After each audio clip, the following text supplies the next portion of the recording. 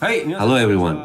This is Tazawa, also known as the second generation Obotchan CEO. Today, I'm bringing you our latest and much anticipated ACC ranking along with the overall ranking for this year. We've tested the newest models and evaluated them thoroughly, so I hope you're as excited to hear the results as I am. Yes, 2024 has been another year full of interesting test drives with a variety of cars. Let's begin with special mention. Ranked 26th is the Land Cruiser 300 with a score of 19.5.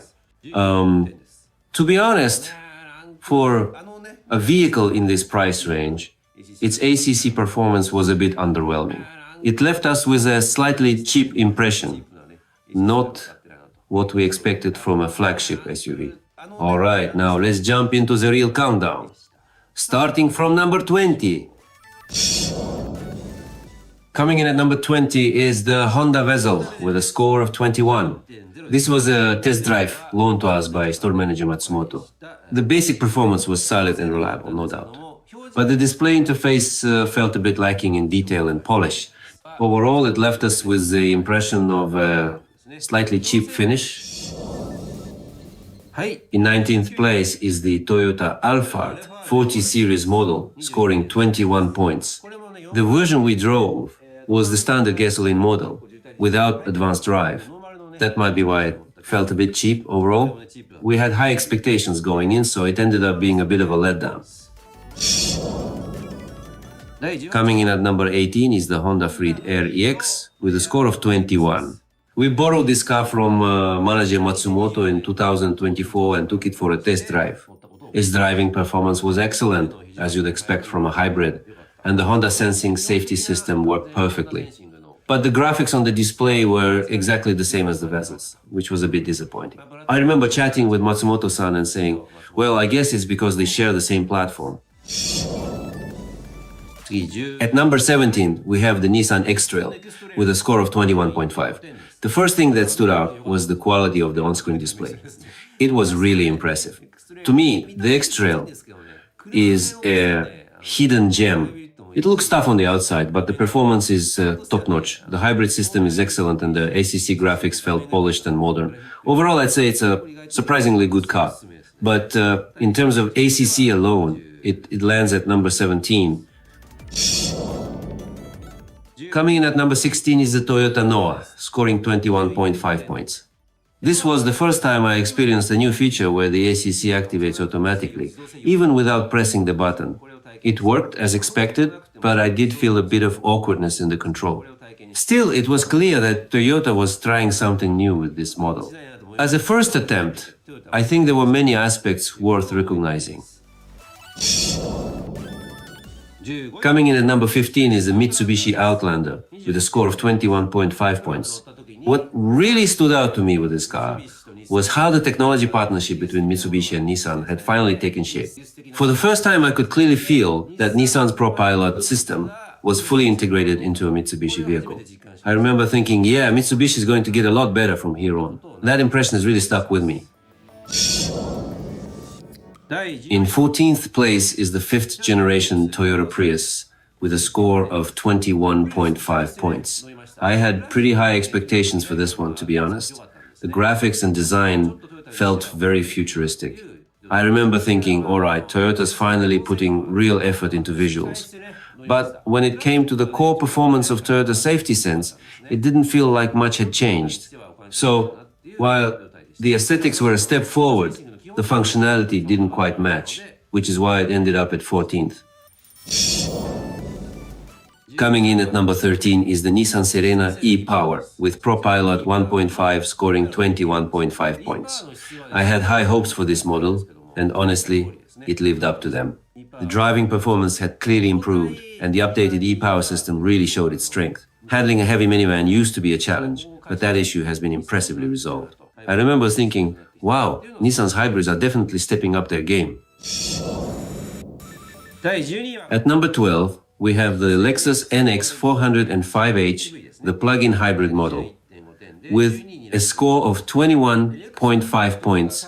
To be honest, I didn't expect much difference between Lexus and Toyota, but once I got behind the wheel, it felt noticeably different. The graphics stood out with a futuristic look, clearly more refined. Later on, this visual design would be adopted by Toyota models, but at the time, it was exclusive to the NX. The control system had also been updated, introducing a new kind of driving behavior. However, it felt a bit too aggressive at times, like it was pushing the limits, which made for a few slightly nerve-wracking moments. That's why I remember giving a rather strict score of 4 for safety. I couldn't help but question, is this really what Toyota calls safe? Coming in at number 11 is the Toyota Voxy Hybrid, with a score of 21.5 points. This was actually my first time experiencing the hybrid version of the Noan Voxy. I had some expectations for its driving performance, but once I got behind the wheel, it felt just okay. It left me thinking, maybe it's still tough for Toyota to deliver strong driving dynamics, even in their hybrids. That said, the model I drove was equipped with Toyota's advanced drive system. It made me realize that Toyota is indeed starting to embrace more advanced driver assistance features. So while the driving feel wasn't especially impressive, the tech side showed definite progress. Now we're finally into the top 10.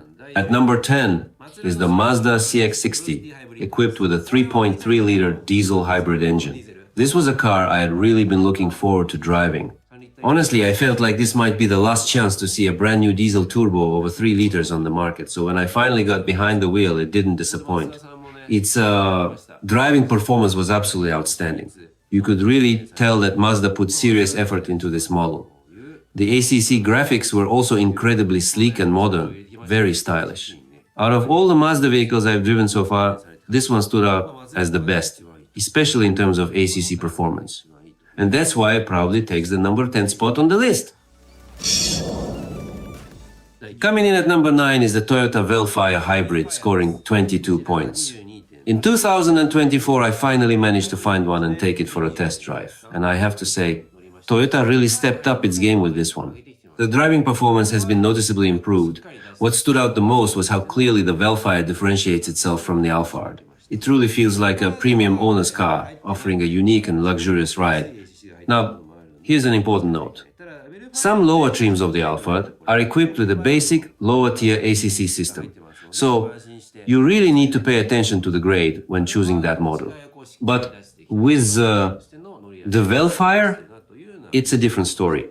Every grade comes standard with Toyota's top-tier advanced drive, Toyota Safety Sense. That means no matter which version you choose, you're getting the best driver assist features Toyota has to offer. And that peace of mind is exactly why the Velfire ranks so high on this list. At number 8, we have the BMW 320 xDrive with a score of 22.5 points. BMW continues to prove its consistency and strength. Believe it or not, I actually test drove this car about 3 years ago, but the fact that it still holds such a high ranking today is impressive. I believe I borrowed this car from a dealership. I still clearly remember how impressed I was when I drove it. I thought, I didn't know BMWs were this refined. The difference from Mercedes was so obvious, it made me wonder, how can there be such a big gap between them? Its high level of precision and smooth performance really stood out.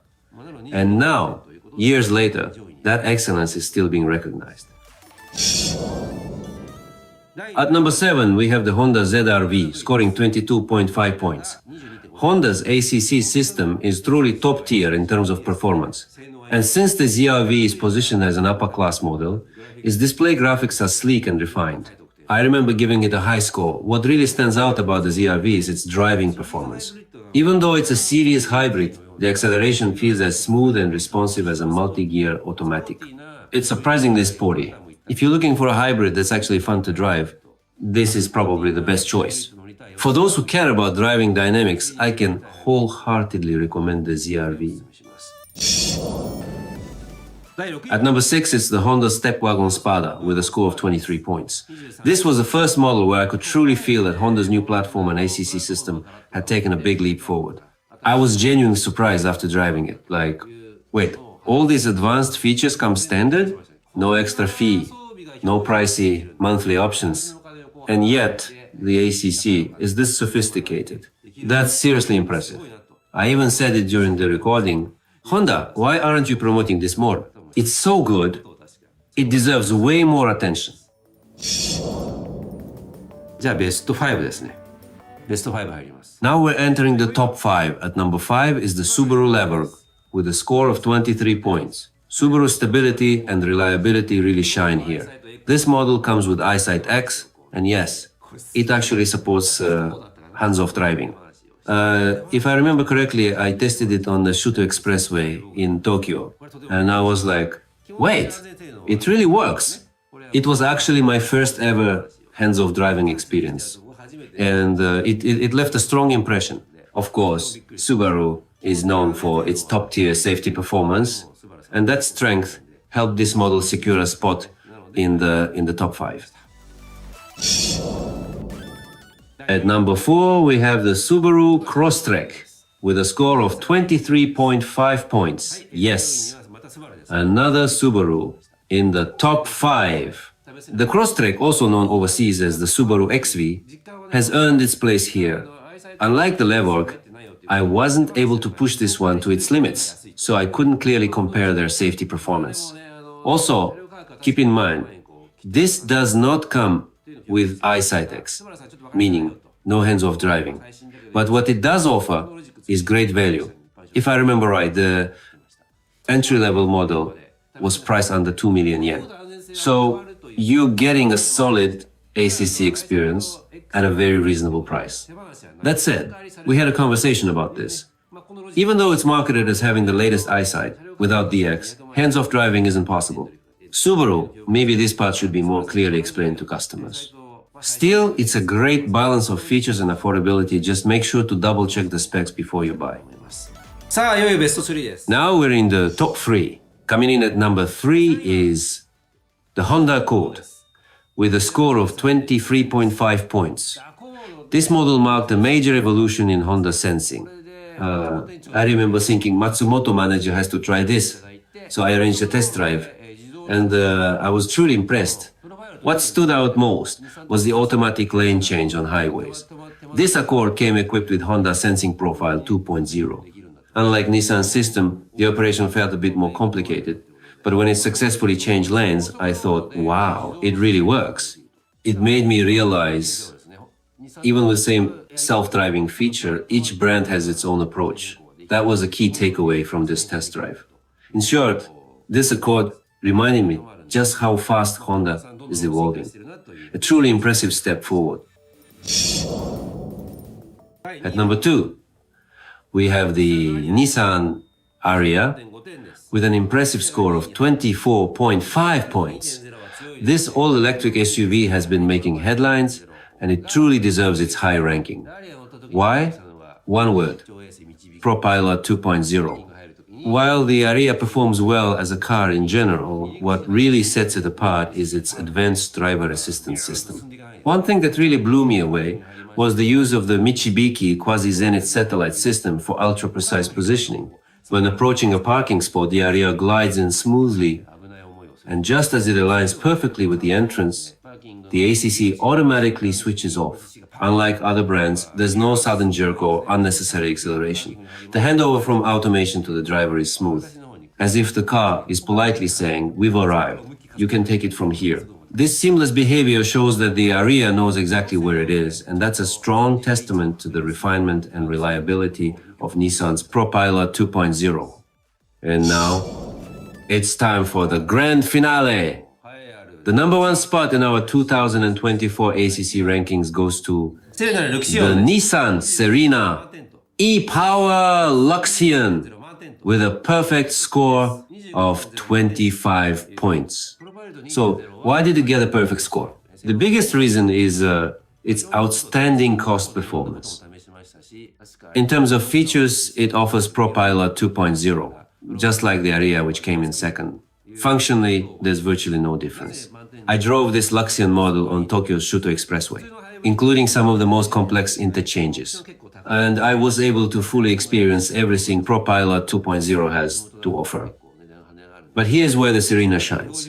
ProPilot 2.0 comes as a standard feature, On other cars, even adding ProPilot 1.5 to a regular hybrid model can cost 400,000 to 500,000 yen. That's a lot. But with the Serena Luxion, you get the top-tier driver assistance system. No extra charge. That makes a huge difference in value. In fact, both in terms of functionality and cost, I gave it a res score of 5.5 out of 5 in each category. Because it really goes above and beyond. All things considered, this car is a clear and undisputed number one. Nissan has truly proven itself as the leader in ACC technology. And this Serena is the perfect example. In this episode, we revealed the latest ACC, Adaptive Cruise Control ranking, from number 20 all the way up to number 1. In 2024, we were only able to test drive 4 new models.